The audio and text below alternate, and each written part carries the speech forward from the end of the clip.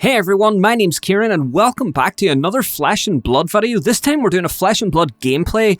This gameplay took place at my local game store. It's a blitz game between Chain, who I was playing, and Shyana, Diamond Gemini, the shapeshifter hero. Now, this is all casual, so there may be a few little mess ups here and there, but I mean, we're just learning these heroes. Plus, we discovered something about Shyana and Chain's matchup, which is quite strange, but I'll point it out when it comes up in the video. Also, this is a seedless Chain build. This gameplay took place after seeds got banned, and so I was just kind of playing around with a build without seeds and trying to replace it with Read the Runes just to see if we could, keep the arcane damage going. But yeah, let's see how we get on and which one of these heroes came out on top. So the first play on the Chain side is to create a rune chant. So Chain went first here, and then a blue Read the Runes, which creates a rune chant token. Now this does use up your action point for the turn, but its first turn, anytime that I play a Runeblade, I always try to get some rune chants out on the board in turn one and don't allow my opponent a chance to mulligan anything from their hand. I know there are no mulligans, but if you defend with things you don't want, then you can draw hopefully into things you want. But that's kind of the play here, and try to load up your arsenal and things like that. Now, Shyana is a really strange build. So Shyana takes the form of her opponent, which means that she gains her opponent's ability. So in this case, she gains the ability to create a soul shackle, just like Chain, and give her next action Go Again. So instead, this is kind of where we make the discovery about why the Chain is such a bad matchup for Shyana. So Herald of Judgment is played, which is a prism. It's a prism specialization because Shyana, as you can see here, can have specializations of any hero in her deck. However, it's the bottom one that really brings the fun to Shyana. So any card in the deck is a copy of the opposite hero's type as well as its own type, which means that this Light Illusionist card now becomes a Light Illusionist Shadow Runeblade card, meaning that every single card in this deck, even generics, will get the Go Again off of the Soul Shackle that Shyana can create as a shapeshifter.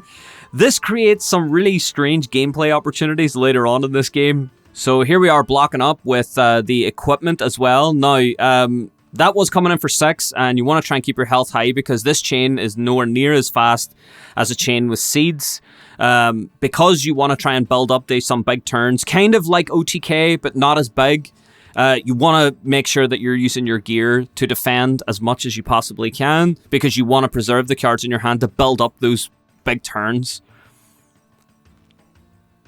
So because Shyana doesn't really have a type, she can only really use generic weapons unless she techs on weapons from different heroes to use in different matchups. But in this one, it's Talishar the Lost Prince. So for 2 resources, it comes on for 4. It can only be used 3 times though, since it gains a rust counter every turn.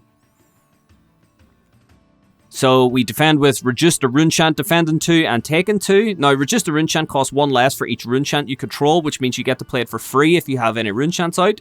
It also, in and of itself, creates a Rune Chant. So if you have 2 of these defense reactions, say you have 1 in hand, 1 in arsenal, if you pay for the first one and it puts a Rune Chant on the board, then it means that the one you play then second will be free because of the Rune Chant that's there. It creates the Rune Chant instantly when you defend.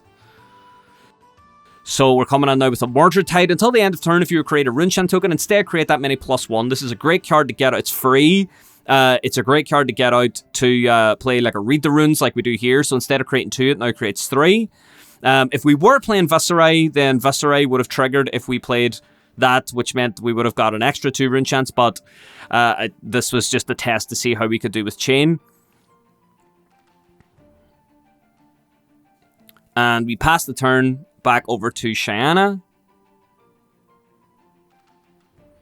So Shyana creates another Soul Shackle, giving every single card in their hand a Go Again, which is where the bad matchup for Chain comes in here, because literally every hero's specialization is in here. Some of them are pretty insane, and their balance is that they don't have Go Again. Or else you have to find a way of giving them Go Again. But now, since Shyana's playing against Chain and can create a Soul Shackle. So with that Soul Shackle, Energy Potion's played. Energy Potion here would be a Shadow Runeblade generic, which means that it has Go Again, which means you can play the Energy Potion and continue with the rest of your turn. So we can see a Tome of Fyendel here in hand. There is a Kano specialization in there as well. I think a lesson in lava.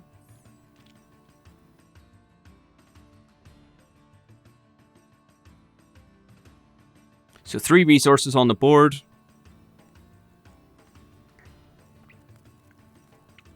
And now the Tome wouldn't be something you would want to play from hand here, because Tome gives you extra life if it's played from Arsenal. So this would be one of those things that you would try to hold on to until the end of your turn, and you would try to Arsenal it up so that for your next turn, you can draw 2 and then gain life based on how many cards you have in your hand. So you're gaining at least 2 life. It can also help set up for some massive turns depending on those draws. If you have anything with Opt, it works perfect here. So you can really set up those turns. There's also a Slogism in here, so we could be setting up for something a bit larger. So a Lesson in Lava is played. It deals 3 arcane damage to the opposing hero. Now Chain does have less health than Cheyenne, which means that the Arcane Barrier 3 off the Arcanite Skullcap is in effect. So Arcanite Skullcap only has its Arcane Barrier 3 and has an extra 1 defense if you have less health than your opposing hero. So there we go. We activate the Arcane Barrier 3 to completely block the one source of arcane damage. This would be the reason why that if you do have Arcane Barrier 3 in and you're playing against someone who's maybe doing smaller amounts of damage, like maybe a wider hero, like maybe if you're playing like an Ira with 2 Kodachis, maybe you'll just take one of the Kodachis just to put yourself down to 19, leave your opponent at 20, which turns on the effect of Arcanite Skullcap. If you have to defend with any piece of gear, I would recommend defending with the Arcanite Skullcap if you are of less health, because you really want to take advantage of that extra +1 defense, because it could go away if you do swing a big turn. So here was a bit of a misplay, but we agreed, since we're all playing casual, it's fine. So the Time Skippers would give an extra action point, and so instead of playing it at the end when the action point, there were no action points left after the Lesson in Lava. Instead, we just inserted it in beforehand to create another action point. It would have been the same play either way, and this, like as I say, was just casuals at the local game store. So a second Rust counter put on Talishar, which is again coming down for 4, which is a really annoying number to deal with sometimes, because there we go. Now that's 3 defended, again taking advantage of that extra +1 defense on the Arcanite Skullcap and taking 1 health. Again, with 4 being such a strong just vanilla weapon attack, with no extra with nothing extra to kind of set up to get it there, like with Nebula Blade you have to play a non-attack action to get it to 4, it just hits for 4 straight away for 2 resources. So there's an E-Strike in Heart of Feyendel, which would give life when pitched, and a Teklo Core as well. These hands are nuts when playing Cheyenne, because you are playing everyone's specializations, so it can get quite strange. So there's an Art of War coming in on the Chain side, and the +1 is being played and the Banish is being played. Now Art of War works really good in Chain decks, because Chain can just banish a card that he can later play from his Banish zone. So it looks like a Rip Through Reality was placed in there, which can be played from the Banish zone. So the Mage Master boots here now are getting broken for 1 resource, meaning that the next non-attack action gains go again, meaning you can play a Read the Runes and you can still keep playing. You would notice here that Chain isn't using any of his Soul Shackles, because we want to make sure that we don't go too crazy, because that is going to be used in the future to give things go again. So we break the Bloodsheath Skeleton. It's an instant that gives your next attack and non-attack action. It costs 1 less for each Runechant you control. So Howl from Beyond comes in. It gives the next attack action card +3. It's free because of the Bloodsheath Skeleton, because we have enough Runechants. So that would mean then that Rip Through Reality, being the attack action of Bloodsheath Skeleton, comes in, with the +3 from Howl from Beyond coming in for 5, with 9 Runechants coming behind it for 15 total damage. This build isn't supposed to go this tall. It's supposed to be wide, but not as wide as a Siege Chain. You're supposed to get up maybe 2 or 3 Runechants and just fire them at your opponent. Preferably 4, because it means that they have to pitch more than 1 card to block it if they do have an Arcane Barrier set up. But it looked like Cheyenne took all 15 damage there. The only Arcane Barrier that Cheyenne has here is an Arcanite Skullcap. However, because Cheyenne had all 20 health, it meant that Cheyenne didn't have that Arcane Barrier 3, which meant you had to soak up all 9. But the hand here looks like a promising hand, so I can see why all the damage was let go through as well.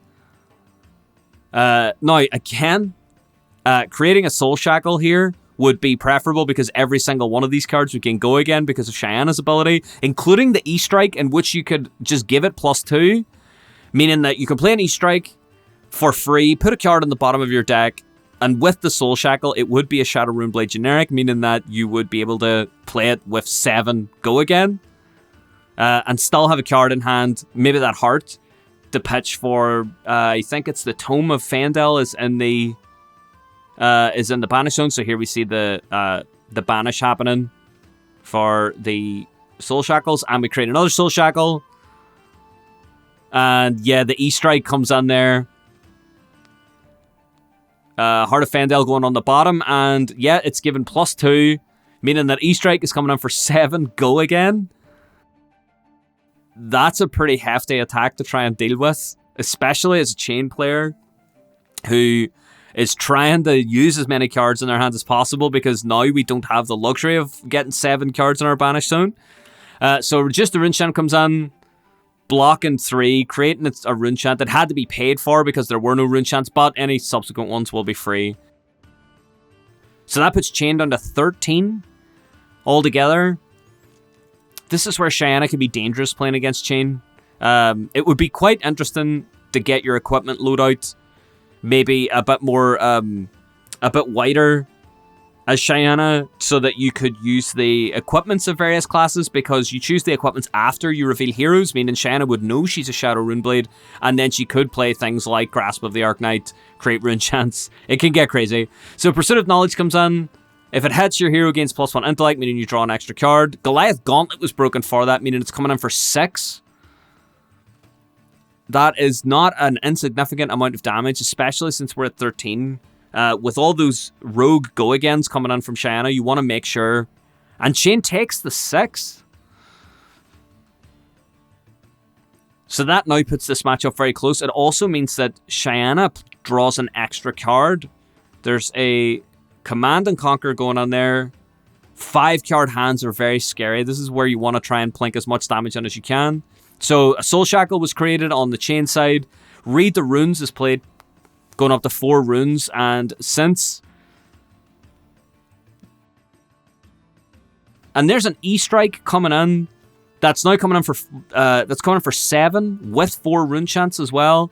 This is to try and get that hand size down, because you don't want to leave your opponent with an extra card in hand, because that means they have something else to attack with where you'll have run out of things to defend with, which is not a position you want to be in.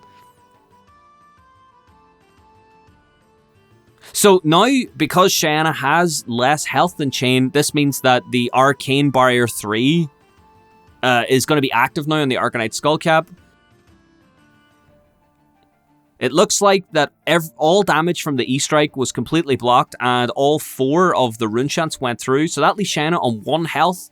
Chain is now at 7. So at this point now, Cheyenne is going to have to be careful to not lose the last of that health. But there is the Tome of Fandel in the arsenal, given the ability to draw 2 cards and gain 1 health for each card in hand. So that could put... If 1 card was played here, because the Energy Potion's still in play, that would mean that you could possibly gain 3 life off of this. So there we create another Soul Shackle. The Heart and Cross Strap is still in play. That'll reduce the cost by 2. Yeah, that's what's going to happen next. Now, a lot of people are starting to play Heart and Cross Strap in place of cards like Fandel Spring Tunic, because over the course of a game, Fandel Spring Tunic might only generate you 2 resources in a Blitz game. However, Heart and Cross Strap will bring that cost down. So an Alpha Rampage is played, which again has Go Again, because it is now a Shadow Runeblade Brute action. As an additional cost, I have to put a random card aside and not get it back until the end of turn, giving me 1 less card to defend with. There is an Art of War in there, which has no defense value, leaving me only 2 cards to defend this attack with, because I don't get that other one back until the end of turn. So this is a pretty hefty attack here. Oh, there's a second E-Strike in hand as well, and that could possibly close out the game. But again, you gotta protect the health you have when you're in the bottom, like, half of a Blitz game. Below 10 health, you gotta be careful. So yeah, Chain goes down to 4 health, throws both blockers, both potential blockers. The Arcanite Skullcap doesn't have +1 anymore. And there we go. Tome of Fendel being played, drawing 2 cards and gaining 2 health for Shanna. So that puts Shanna at 3 and Chain at 4. This is an extremely close matchup. As well, specialization cards tend to be pretty strong. So Shanna having every single one of them in her deck is just insane. So here we go. Grasp of the Arcanite being played to put in another Rune Chant. And that's the turn passed back to Shanna. Shanna creates another Soul Shackle. And oh, there looks like there's a Nourishing Emptiness on there. There's also a Scar for a Scar, which would trigger its own Go Again. Now, the way that we do things kind of locally, because we are playing casually, is if we create a Soul Shackle and an attack has Go Again, we just kind of leave it until, you know, the next attack goes through, because, you know, that what should happen here by the rules is that you would create a Soul Shackle, then play something with Go Again. The Go Agains don't stack. However, because you could just play the card with Go Again, in this case Scar for a Scar, and then create the Soul Shackle afterwards to give your next one Go Again, we don't really track it if it's something like that. It's just casuals.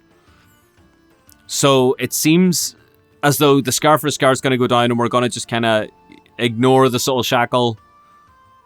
As a Chain player, I've done this in nearly every casual game I've played. So there we have the defense reaction coming on for 2, creating another Rune Chant.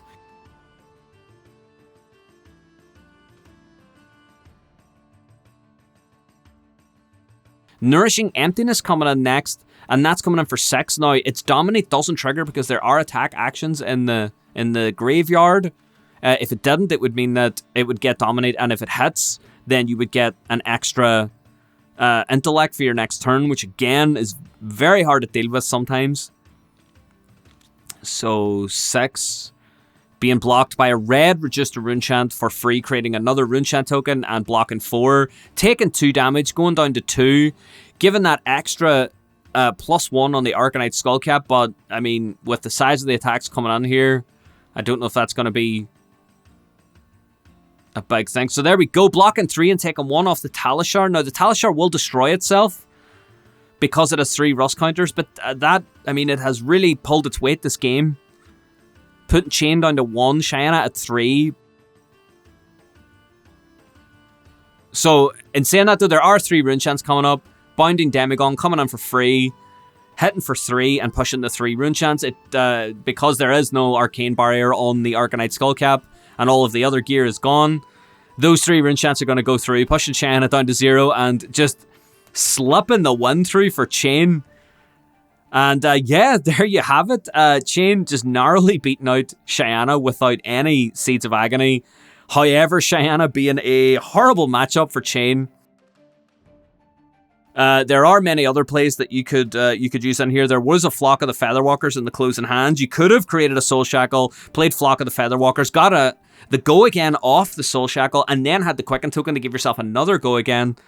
That would be insane. So yeah, if you know a lot of Chain players in your local game store, consider bringing along Shanna and having a bit of fun. It's definitely a hero that I don't see covered a lot, so it was really fun to sit down and play a game against Shanna and not know what was coming. But yeah, thanks for watching. There's going to be more gameplay videos on the channel as I record more games down at my local game store, as well as going through some of the new decks as well. So if anyone wants to know any of the deck lists, let me know. We also have some box openings and a few other things coming on the channel. But again, thanks for watching, and I'll see you guys next time.